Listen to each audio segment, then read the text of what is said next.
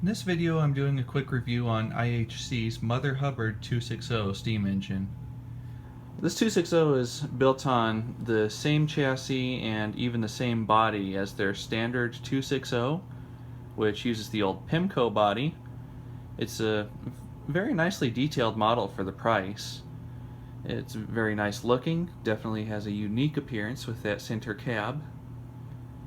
And I like the attention to detail that this thing has. The paint quality is very good for IHC's steam engines. I've seen others that were very rough, but the masking and everything they had around here is very sharp, so there's very smooth separation. The water tank, I think that's the water tank there, it has a dark graphite color instead of being the same black as the rest of it. And if you look around back, the interior is fully detailed with the firebox covers and all. So it's a very nice looking model. The only thing they didn't do that they could have done is these handrails and the lift bars there. They are shiny, bright nickel instead of being blackened or painted. That would have helped the appearance more if they had done that, but overall, still very nice. And the pinstriping on the wheels is also very well done and sharp.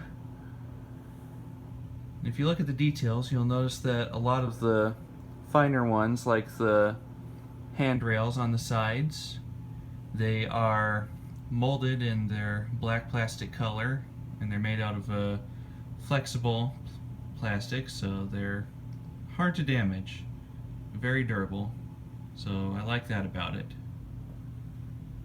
This also has an LED headlight in front. The LED is kind of a yellow color, so maybe not exactly the most realistic, but for the what appears to be an oil lantern type on the front there, it's honestly not bad either. The Tinder, the only separate detail part on that is the lift bar in back. And the coal load, it's not the greatest, but it's alright. If that's given some gloss paint or given an overcoat of real crushed coal, that can help the appearance a lot.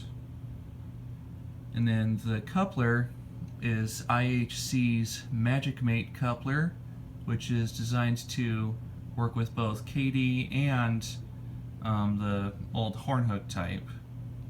So that's kind of an interesting thing they came up with, and I haven't seen any other manufacturers do universal couplers like this. Now the running quality, it's good, definitely. Kind of a high starting voltage. This engine uses a pretty basic 3-pole motor. So the speed control isn't the best, and it's not quite as quiet as the high-end motors you'll have in a lot of the more expensive steam engines. But it certainly gets the job done. It's also a very efficient motor. At full speed like this, it draws less than 50 milliamps, and stalled, it only draws about 200 milliamps, which is less than a lot of N-scale engines, so a very small light-duty DCC board could be used with this and have no trouble at all.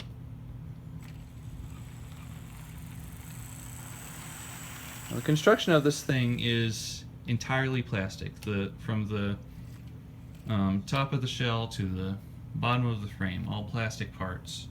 So it relies on lead weights throughout for its weight system. There's a large one inside the boiler, a smaller one in the cab, and then a really tiny one in the back.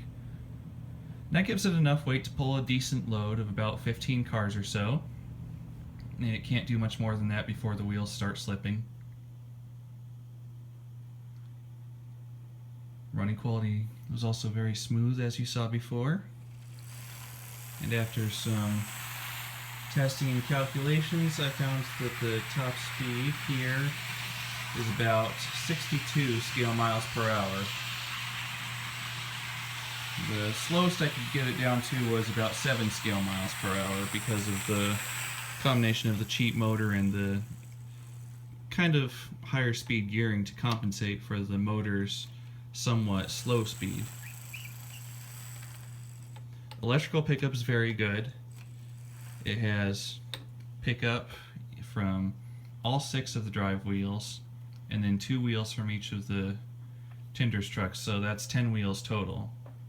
That really helps it to be a lot more reliable on dirty track and going across long switches and all sorts of things. The wheel flanges, you may notice, are a little bit larger than what you'll see on high-end HO scale steam engines, or really most of what's offered at this point by other manufacturers. These will still run fine down to code 83 track, but they may have problems on code 70. So if those can probably be ground down a little bit if you're comfortable with that, but otherwise they can just be left as is, because they'll honestly work perfectly fine on most layouts. So that's all I have to say about this one, and thanks for watching.